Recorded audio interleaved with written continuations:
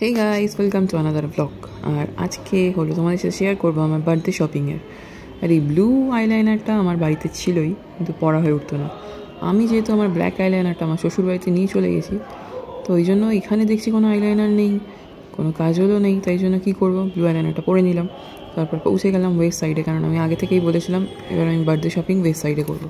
যাই হোক, ওয়েস্ট সাইডের কালেকশন কিন্তু আমার বেশ ভালো লাগে, তো এর আগেও আমি কিনেছি। আর দেখে নাও আমার আউটফিট।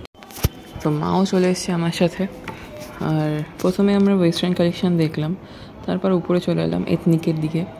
এখানকার ওয়েস্টার্ন এথনিক দু রকমই কিন্তু কালেকশন বেশ ভালো, আর অনেক ভ্যারাইটি সাইজের তুমি জিনিসপত্র পেয়ে যাবে। আর কালেকশানগুলো একটু অন্যরকম। প্যান্টলুন্সের কালেকশান পরতে পরতে আমার খুব একঘেয়ে লাগতে শুরু করেছে। যাই হোক, তারপরে আমরা কিন্তু আবার সেই প্যান্টালুন্সেই গেলাম। ওয়েবসাইট থেকে শপিং হয়ে গেছে, কিন্তু প্যান্টালুন্সে যেতে হলো কারণ আমার একটা জিন্স নেওয়ার ছিল। তো প্যান্টালুন্সে গিয়ে তো আমার খুবই মন খারাপ হলো। আমি গেছিলাম গড়িয়াহাট প্যান্টালুন্স। এখানে যদিও বা সেল চলছে আপ টু 60% অবধি, কিন্তু আমি যেরকম জিন্সটা চাইলাম সেটা পেলামই না। প্রপার জিন্স ওদের কাছে নেই। বললো জিন্স নাকি ব্ল্যাক, আমি এটা ব্ল্যাক কালারের জিন্স খুঁজছি, জিন্স নাকি ব্ল্যাক কালারের মধ্যে কটন বেস্ট হচ্ছে এখন। যাই হোক, তারপরে আমরা একটা চায়ের দোকানে চলে গেলাম, কারণ শীতকালে চাটা খুব ম্যান্ডেটারি। চা নিয়ে নিয়েছি, তারপর চলে গেলাম পার্ক স্ট্রিটে লাইটিং দেখতে। তো তোমরা চলো, এনজয় করো। বার্থডে শপিং কিন্তু এখনও কমপ্লিট হয়নি, কিছুটা কিন্তু বাকি রয়েই গেল।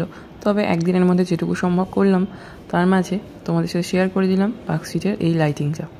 চলো তোমরা এনজয় করো। যারা আমার কলকাতার বাইরের বন্ধু আছো, তাদের তো আশা করি খুব ভালো লাগবে।